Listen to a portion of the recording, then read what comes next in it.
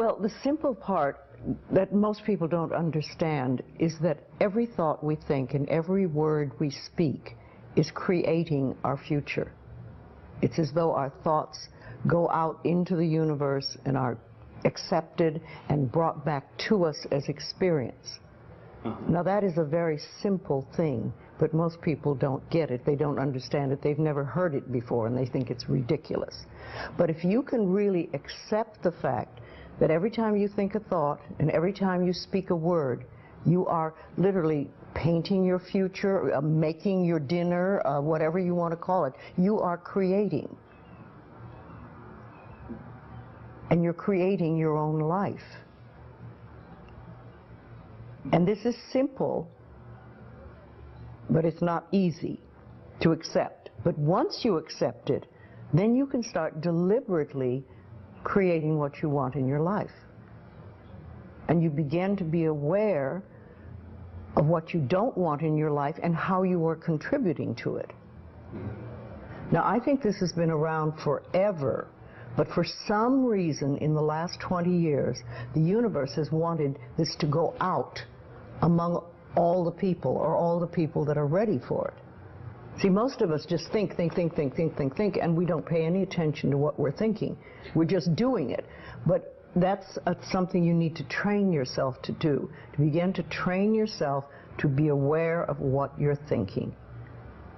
And one of the ways to do that is to periodically say to yourself, what am I thinking? Would I like this thought to create my life? Would I like to have the experience that this thought could bring to me? Now, it takes a while to do that, but even if we could begin on the smallest level to be aware of our thinking, we can start to make changes. To begin with, you start by doing what we call doing affirmations, and that is making positive statements about your life that are positive, and you do them deliberately. You might do them in the morning, you might do them at noon, you might do them at night, you might do them, twice a day or whatever. But you do this and you let this become a habit. And as you start to do them, things will begin to change, maybe on a very small level. I call it getting the green lights in the parking places. I mean, they're not huge things in your life, but it can be very nice when you get 3 green lights in a row and you're in a hurry. Yeah. Doing an affirmation is either writing it down, writing it on the wall or the mirror, or using just saying it. What I like people to do is to stand in front of a mirror and do their affirmations. Because there's something very powerful about looking in your own eyes and accepting yourself, or noticing that you reject yourself when you're saying something positive about yourself. So that would be a very beginning way to start. Say in the morning, you get up in the morning, you go to the mirror, and this is a big one, and it's hard for lots of people. But you look in the mirror and say, I love you. I really, really love you.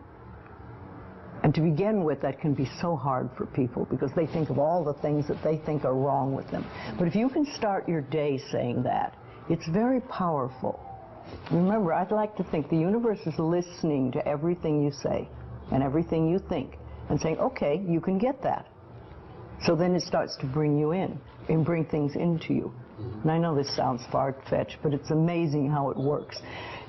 If you do a good general positive statement for yourself, the universe will figure out how to manifest that, how to bring that about in your life.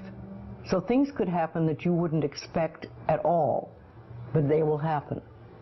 If you think of doing your positive affirmations, it's like planting a seed in the ground. It's not necessarily true at the moment, but it is something you want to have be true. So you put the seed in, and you plant a seed and you expect it to grow.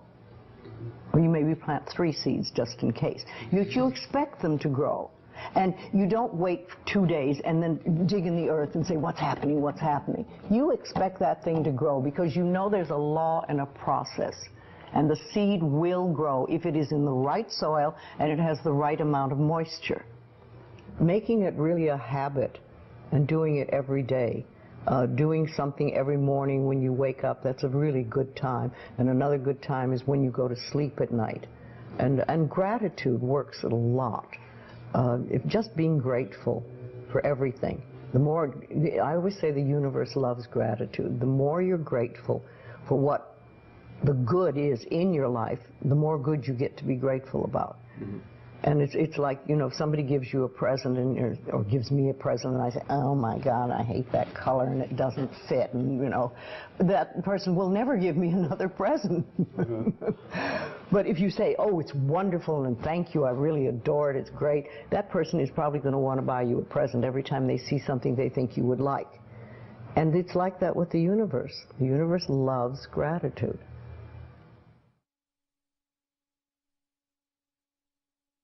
If you have very strong beliefs within you that you don't deserve good things in your life, mm-hmm. and a lot of people have that, then there can be delays. And sometimes people say, well, affirmations don't work. I've done them.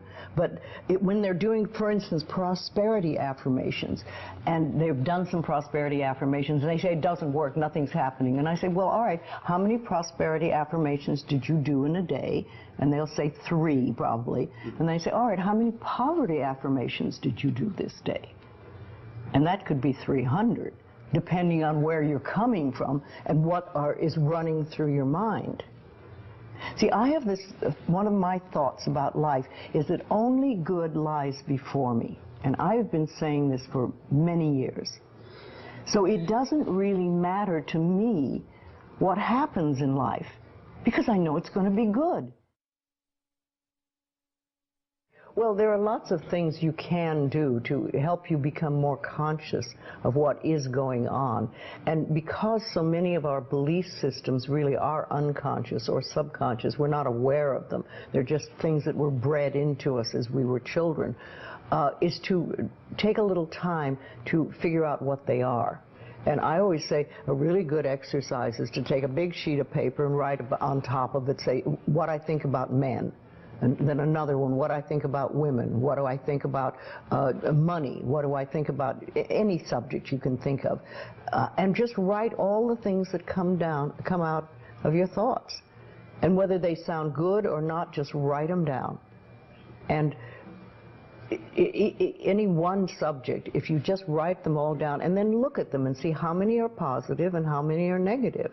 And if you can take those negative ones and turn them around, make them into positive affirmations, then you can start clearing up what you believe about, say, money that is not positive for you, mm-hmm. and or is keeping you from bringing money in. And you can do that with lots of things in your life, so you can really begin to realize what you do believe about these things. So you can't change your thoughts if you don't know what your thoughts are. There is a law of thinking, and we are beginning to learn about it. And it is like a computer. If you have this gorgeous computer put in front of you, and you don't know what to do with it, it's a piece of junk. But if you learn the language of the computer, miracles happen. And that is what the law of thinking is. When you learn how it works, miracles happen. What you think and what you believe, it's what will come true for you. Your thoughts create your life. It's that simple. And when we can get that, we can make enormous changes. Well, I think it really starts with realizing that you don't love yourself, that most people don't. Most people feel they're not good enough, that they haven't done it right, they won't do it right, they'll never be enough, and they're definitely not lovable. And when we come from that space, it's very hard to create things for ourselves that are really good. So in the early days when I worked with people, I used to fix this problem and fix that problem, and you'd have this, a health thing, and we'd work on that and we'd work on this.